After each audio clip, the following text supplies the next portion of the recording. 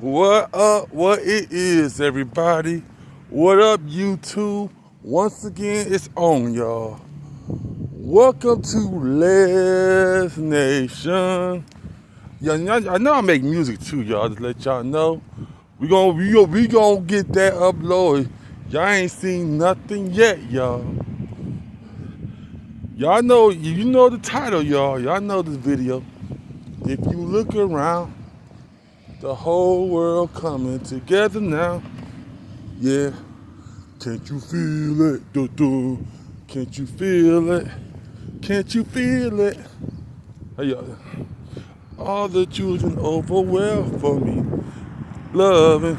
Y'all know the song, y'all. I would say that the Triumph album, this is my personal opinion, but to be y'all opinion too, it's the greatest J5 Jackson album. We're not talking about singles. We're talking about albums. Before I talk about the Triumph album, y'all, the Jackson 5 already had like 10, 12 albums prior to that, but most of them Jackson 5 albums at Motown, like, the third album, ABC, Looking Through the Window, a lot of them songs were just cover songs, They had probably like 2, 3 original songs, but a lot of those songs were just cover of other people's songs. It wasn't until they signed with CBS when they came out with the Jackson albums, the Jackson album, which was Enjoy Yourself, Show Me Which Way to Go, that they had original tunes, and they did go in places. Both albums, now Jackson album did go, but Going Places was a flop that almost got them kicked out of CBS Records. But they more than recovered when they came out with Destiny album, which they wrote, and produced everything but Blame It on the Boogie. Now, they didn't write Blame It on the Boogie, but they did produce it.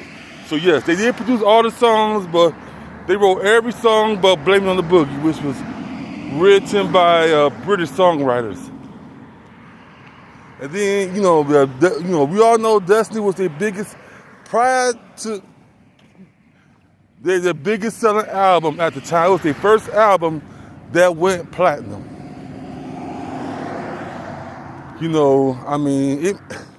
And then one thing about that album, Destiny, it gave Randy Jackson, the youngest brother, who was not an original member of the Jackson 5, but it gave him an identity.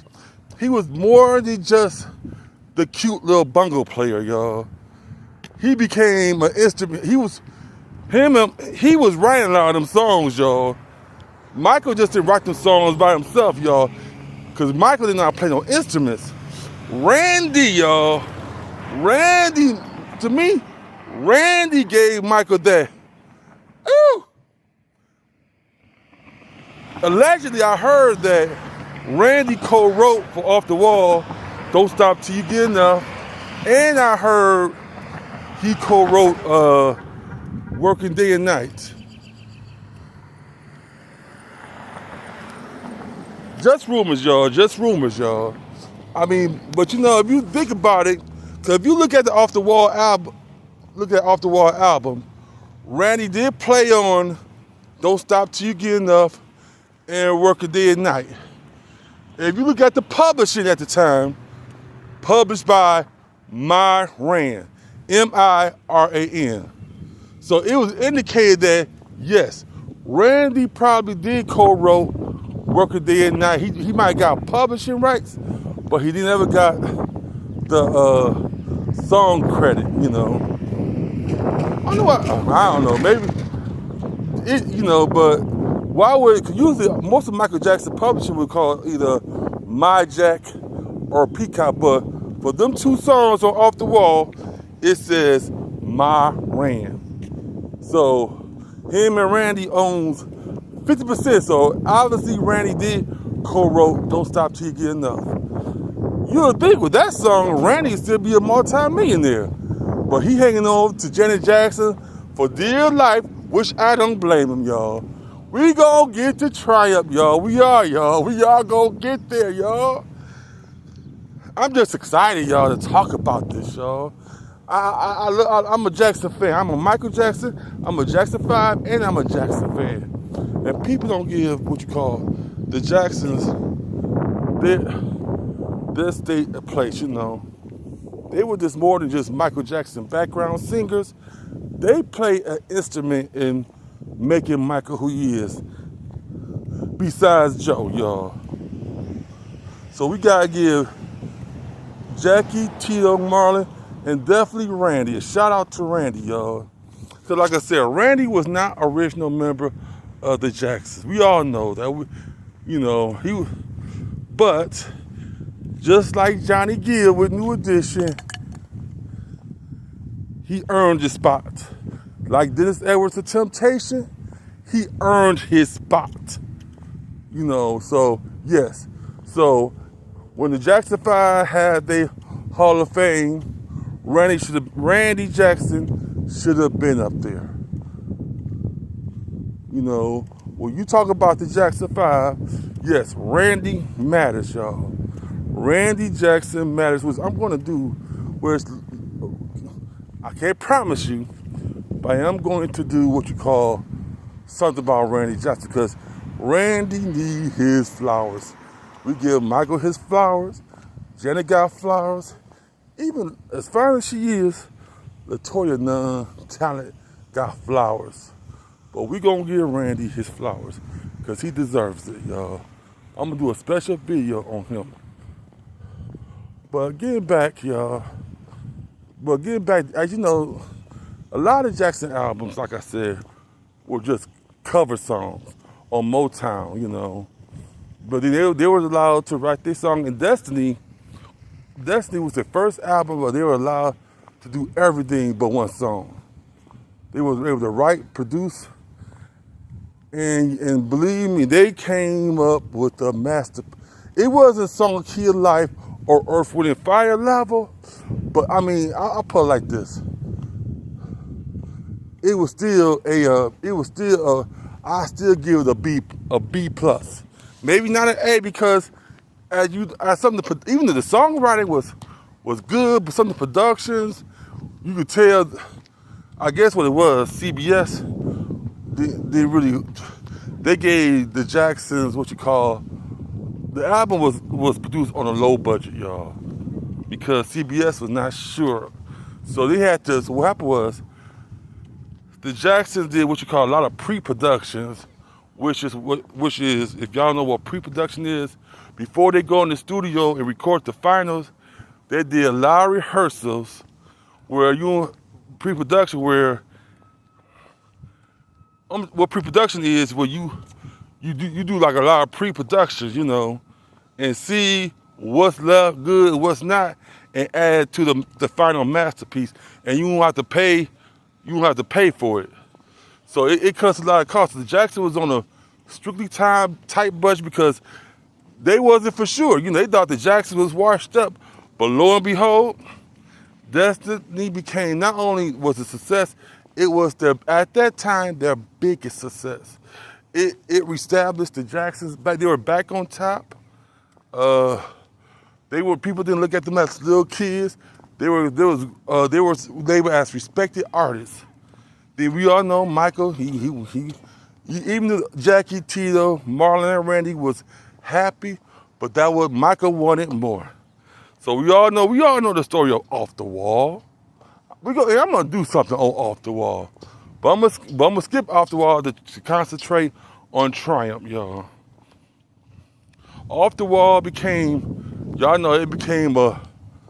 a phenomenon, and a lot of people didn't realize at the time. Off the Wall could have went gold and still be considered a success, because CBS, they didn't think the album was gonna do that good, because Michael's previous solo albums were flops. So they were preferring him to do a follow up with his brothers on Destiny instead of a solo album.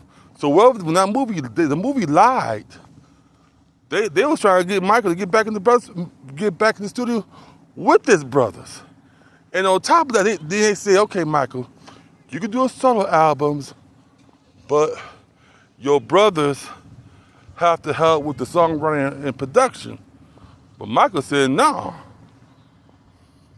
He wanted Quincy Jones. But outside that, we gonna get into that, y'all. But Triumph, y'all. By this time, the Jackson 5 was back on top. Off the Wall just was killing the game, y'all. It was no album like it, y'all. But the brothers, but Michael, he still went on and did his Triumph album, y'all. And I'm gonna tell y'all this. No, it was not as good as, I put it like this. Let's say if I was a critic, if Off the Wall got 5 stars, I'll give Triumph 4.5 stars. It wasn't as perfect as, it wasn't flawless like Off the Wall, but it was still a great album, y'all. Great album, I mean, yes, what's best? I mean, Triumph, y'all, forgive me. Triumph, the LP, But here's the thing, y'all. Even though the album was a success, it sold 2 million copies. I put it like this. But it was still underrated because Off the Wall was overshadowing Triumph. People were still going crazy about Off the Wall.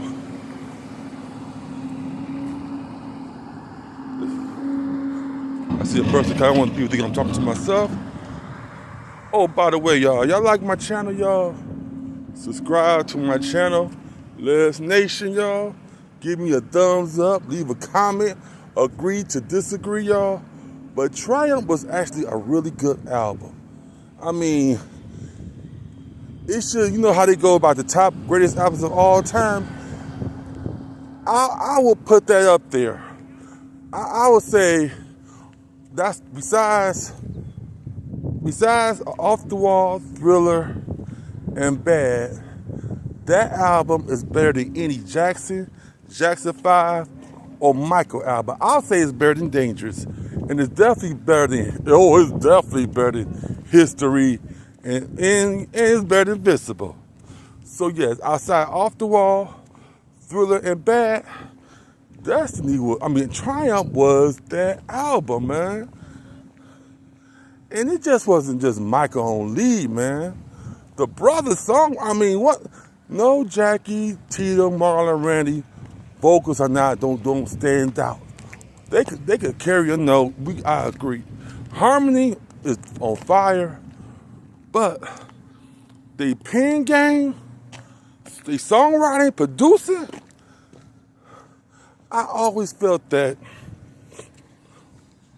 if Jackie and Randy would have put that energy in songwriting,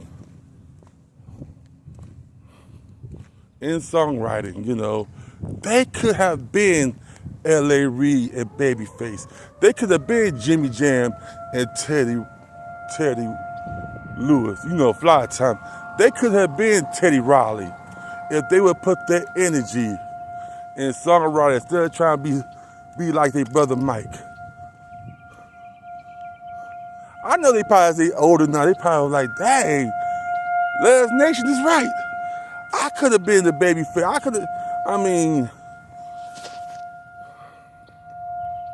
Because you listen to Can You Feel It, Let me just begin with that. That song was the Jacksons as a group opus. Oh, it was like that proudness, that hey, we're more than just singers, pop stars. We could make an album.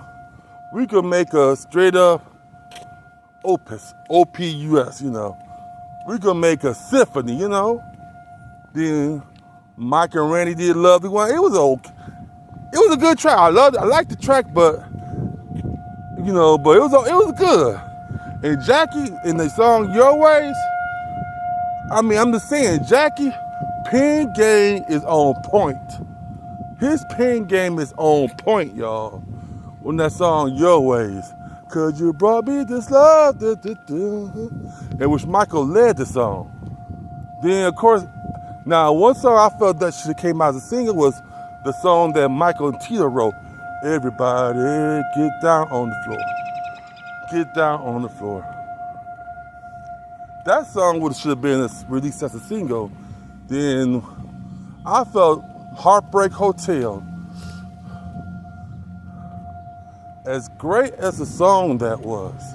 And I'm gonna tell you, to me, Heartbreak Hotel was a crossbreed between Off the Wall and Thriller. That song could have been on either. Because now the sound, the beat was definitely off the wall. But lyrically, that was on some Thriller stuff, man. I mean, Michael was on some genius, when he wrote that song, yo. Because if you take away the beat, the music, and just hear the lyrics, man, that lyric was kind of spooky what he was saying. But that was the genius of Mike, He know how to talk about some dark issues, but still make you dance to that, Especially the part where he said, somebody's evil to hurt my soul. That was some spiritual stuff, man. That was some level stuff. Then there was the song, Time Don't Wait for No One. Some people thought that was a Michael solo song, but it's actually Jackson's. Because yes, it was a Jackson thing. Even though Michael sang 90% of the whole song, but here's the thing. Jackie and Randy wrote that song. And me personally, I kind of like that song better than She's Out of My Life. I think it was just as good as that. I mean, like I said, Jackie and Randy, they pen game. They could have been, if they would have came together, they could have been L.A. Reid and Babyface. I mean, they may have had the vocal chops, like Michael, but their pen game was on point. Then, Walk Right Now. I mean, that was another great track, y'all. Hold on 1 second. I want people to think I'm talking to myself. Then I think one of the most underrated songs on that album, on that Triumph album, was Give It Up. I love that song, y'all. You got to believe in something. Give it up. My love is true now. For me and you now. Give it up. Then Michael came in like, just say the words. And I'm screaming out your name. To me, I love that. So that was the most underrated song on the album. And shout out to Randy for co-penning that with your big brother Mike. Then the last song, I say it's probably the most funkiest song on the album. I got you wandering through. That song was funky, which was written by Jackie and Randy. Now, only problem on the song, the lyrics was on point, the production was on point, but Jackie, man, for real, Jackie, I love you. You're a great songwriter, Jackie, but you good for a 10-second moment, but lead the whole song. I think what it was, I think him and Michael made a deal. I think that song Your Ways, the song that Jackie wrote, I truly believe that Jackie wanted that to be his solo, but Michael was persistent on singing that song, so Michael made a deal with Jackie, like, hey Jackie, if you let me lead the song, You could have one solo song. So Jackie was like, all right.